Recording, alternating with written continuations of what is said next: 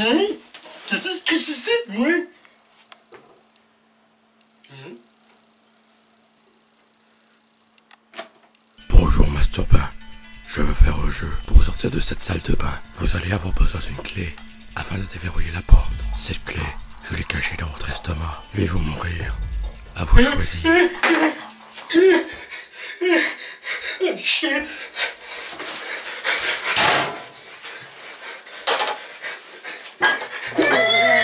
Oh, je veux pas mourir! Je veux pas mourir! Vas-y! Ah, mais je savais pas que j'avais un gastro. Oh, c'est dégueulasse! Yes! Hein? T'as une minute?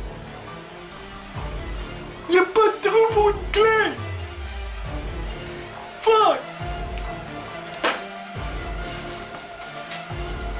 Haha! Je t'ai eu! C'était moi tout le long! Ah! C'est quoi ton esti de propre?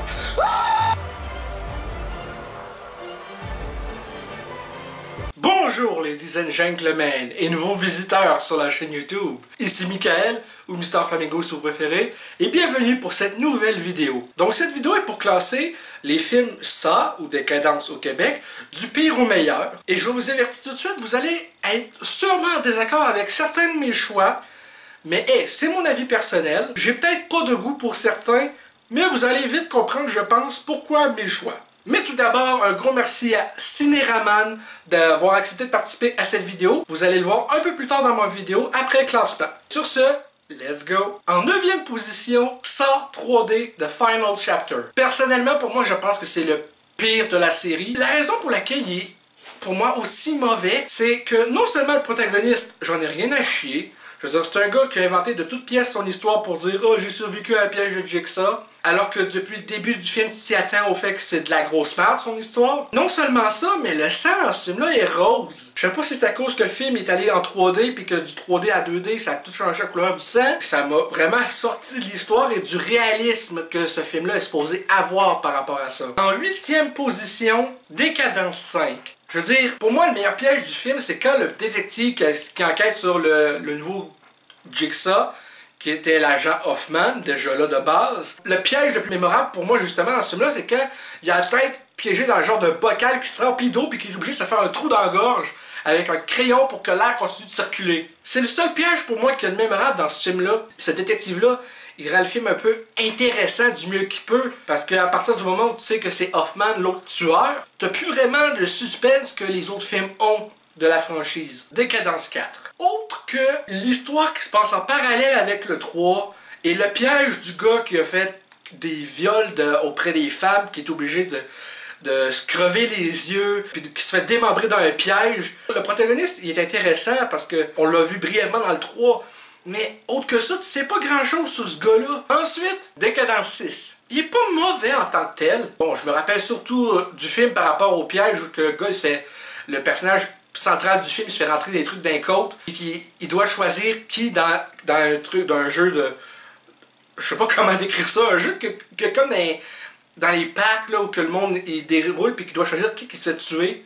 C'est qui survit. En 5e position, Décadence 3. Décadence 3, pour moi, est assez intéressant, non seulement parce que, bon, ok, tu vois brièvement Donnie Wahlberg dans le film. Je vais donner des points à ce film-là, parce que au début, l'opening avec Donnie Wahlberg qui doit carrément se scraper la cheville pour s'échapper, ça m'a mis sur le bout de mon siège. Honnêtement, j'avais mal à regarder ça. Ensuite, ce que j'ai trouvé intéressant, c'est l'idée de découvrir qu'Amanda trafiquait les pièges de Jigsaw pour que personne ne puisse réellement vaincre le piège et survivre. Ce qui est cool avec Décadence 2, c'est que tu as le point de vue de quelques personnages qui sont mis quand même relativement tous ensemble dans la même pièce pour commencer le piège principal que tu suis dans le film. Et que ces personnages-là, justement, ils ont tout un point commun. Ils ont été enfermés par Donnie Wahlberg dans le film, qui est le père, qui joue le père du personnage d'Eric Knudsen, qui jouait justement dans Scream 4 et qui joue dans Bon Cop, Bad Cop 1 et 2. C'est ça qui est intéressant dans ce film-là, c'est que tu suis ces personnages-là, alors que le fils est pris au travers de tout ça qu'ils savent pas, jusqu'à un certain point dans le film, qu'ils sont liés à cause du père de son personnage à lui. Bon, là on arrive dans le top 3. Et vous allez peut-être trouver que mon top 3 n'a pas aucun crise de sens. Mais ça, là, je m'en... Trêve de plaisanterie. Oh putain, ça chlingue, excusez-moi. Trêve de plaisanterie. Pour moi, Spiral est mon 3e film préféré de la série. Et je sais que c'est pas tout le monde qui va d'accord avec moi. Je dois admettre que le film a une très bonne cinématographie. Et l'histoire m'a quand même pogné en haleine malgré le fait, justement, je m'étais fait spoiler à la fin par un connard sur internet. Et aussi parce que le twist était prévisible en hostie. Le film, pour moi, était intriguant. J'ai trouvé les pièges très cool. Et l'histoire avec Chris Rock, son personnage, m'a tenu en haleine vraiment tout le long.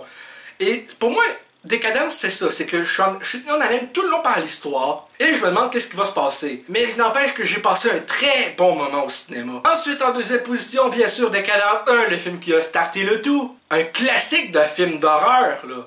Je veux dire, ce film-là m'a fait comprendre à quel point quelqu'un qui peut paraître psychopathe pour bien d'autres veut juste leur faire comprendre le bonheur de la vie quand toi, de ton côté, t'as plus rien à perdre. Peut-être que ça fait de moi quelqu'un d'un petit peu twist dans la tête, mais j'ai un peu d'empathie pour John Kramer dans ce film-là à cause que...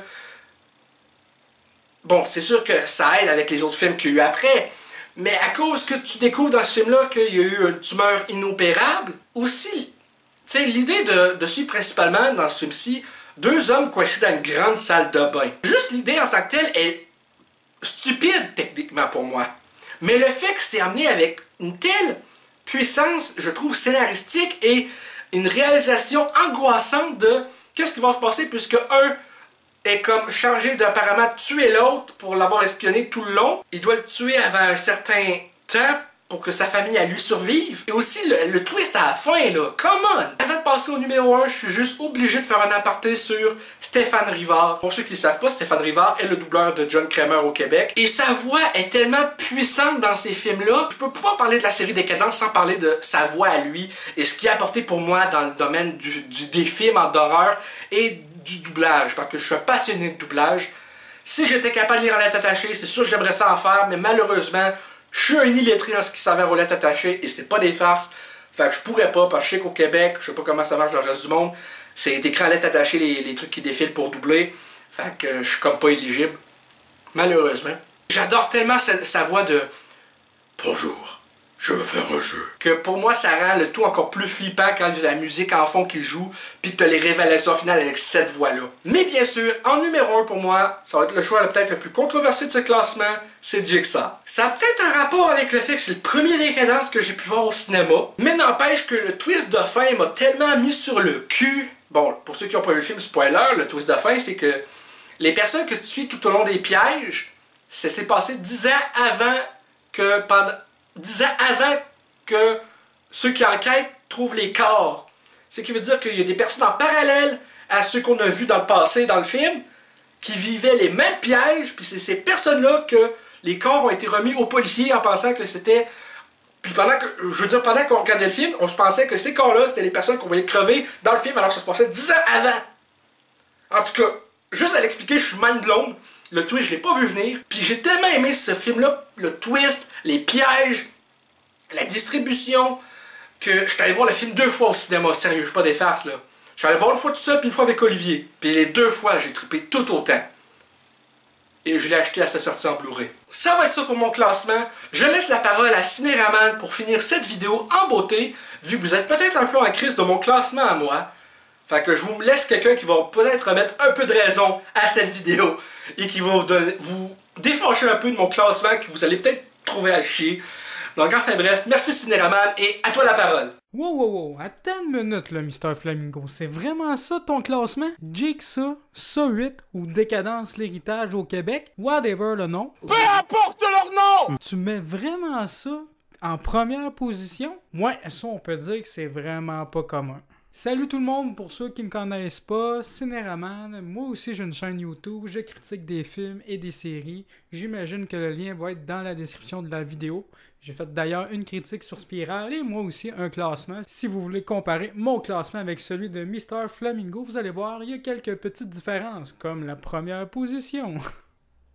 Chacun ses goûts, hein, c'est Les goûts et les couleurs, hein, c'est différent d'une personne à l'autre. Moi, en fait, pour parler de la franchise, j'aime beaucoup cette franchise-là, les Décadences. Décadence, c'est le titre au Québec, encore une fois, je rappelle. J'ai vu le premier, il est sorti en 2004 de mémoire, je crois, et j'avais 10 ans à l'époque. Et oui, j'ai regardé ça à 10 ans. Peut-être pour ça que j'étais un peu bizarre. Puis ben, à partir du 4e film, j'ai les ai toutes vues au cinéma. À part le 8e, je me souviens encore, je pouvais pas vraiment rentrer dans la salle quand j'ai vu le 4e film au cinéma parce que c'était 16 ans et plus, même si j'étais avec mon papa. Oui, j'étais allé voir ça avec mon père à l'époque. Fait que j'ai pris le billet d'un autre film et je suis rentré dans la salle de Décadence 4 quand même. C'est mon père qui voulait que je fasse ça. Bref, tout ça pour dire que cette franchise-là, c'est vraiment un plaisir coupable pour moi, même si vraiment... Il y a juste le premier film pour moi qui est un véritable chef-d'œuvre. Les autres, après ça, les suites, c'était plus ou moins bien. En fait, le 2 était vraiment bien, le 3 bien, puis après ça, ça dégringolait petit à petit vers le navet. Même si l'épisode 6 est pour moi vraiment un épisode qu'il faut pas sous-estimer. Vraiment, regardez-le si vous êtes fan de la franchise, si vous vous en souvenez plus. Il est vraiment surprenant. Sinon, je pense que Mr. Flamingo t'a mis les 2 récents films dans le haut de ton classement, peut-être parce que tu viens de les voir. Puis les autres sont peut-être loin dans ta mémoire aussi, là. Je le sais pas. Peut-être pour ça qu'ils sont vraiment dans ton top 3. Peut-être. Mais je dois avouer que c'est vrai que Spiral est sans doute celui avec une meilleure réalisation. Puis avec des très bons acteurs aussi. Fait que je peux comprendre, même si moi, personnellement, ce n'est vraiment pas mon préféré. À voir dans ma critique pourquoi. Sur ce, n'hésitez pas à venir faire un petit tour sur ma chaîne. Critique cinéma, série, analyse de films, de séries et d'autres sortes de vidéos également, même si c'est surtout sur le cinéma. N'hésitez pas à laisser en commentaire votre propre top des films Décadence, ça en anglais. C'est un peu ça le but de la vidéo, hein, partager nos classements et savoir lequel tout le monde préfère. Même si je sais que moi je suis pas trop original pour mon top 1, là... C'est assez évident là, que c'est celui-là que la plupart des fans préfèrent. Sur ce, je vous dis à bientôt et merci encore à Flamingo de m'avoir permis de m'incruster dans sa vidéo. Ciao!